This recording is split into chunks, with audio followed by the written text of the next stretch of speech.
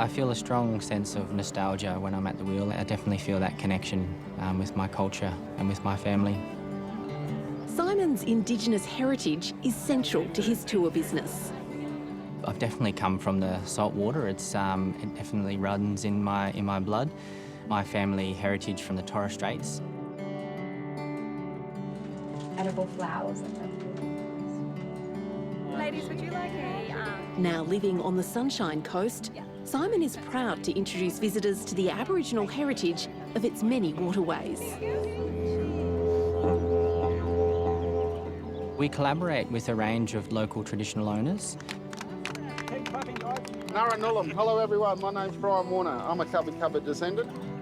The Merula Bar means many fishing nets at the mouth of the river. The whole river system is basically our life. It's who we are. It's our identity. It really is an immersive experience where you're taken back in time and learning about the people who lived on this coastline, the bountiful coastline, or the saltwater people, how the ancestors lived and survived many, many years ago. Cruising the Merula River, tourists learn more about local wildlife. It's a really beautiful part of the Sunshine Coast. During that tour, you'll see seabirds, you'll see ospreys and eagles. Now, there's 7 species of turtle in the world, and 2 come here to nest.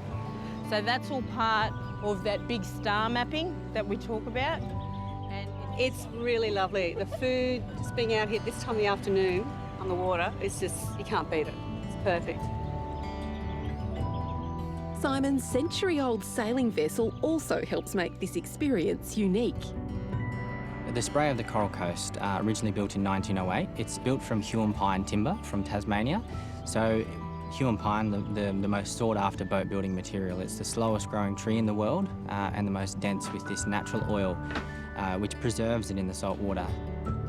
It was an ambitious plan to start a business with an old timber boat, and refitting it to modern standards wasn't easy.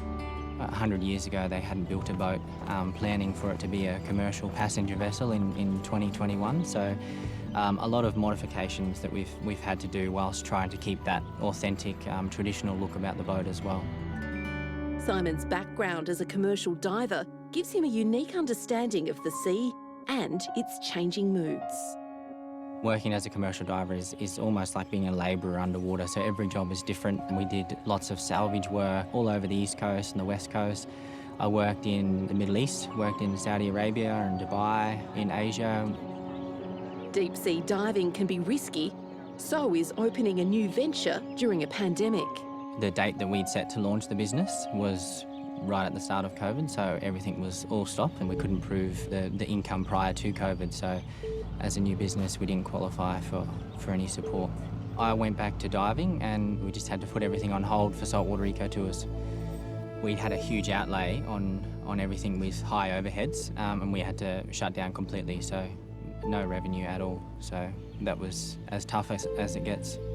Hi. Struggling to find a way forward, Simon sought advice from Indigenous Business Australia. You know, we were extremely nervous to how it was going to pan out. He had just drawn his startup finance package down to start the operation, and COVID hit.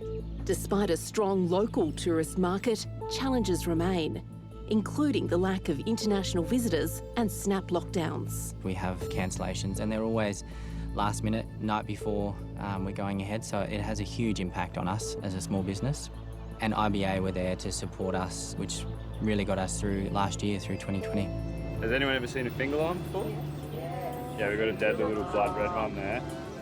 IBA is helping Simon to plan for the future by introducing him to key contacts. People that worked at the Sunshine Coast Regional Council, and then from that introduced him through to the Queensland Tourism, and then introducing him to Australian tourism. Simon's business is accessible, it's affordable, and it's extremely unique.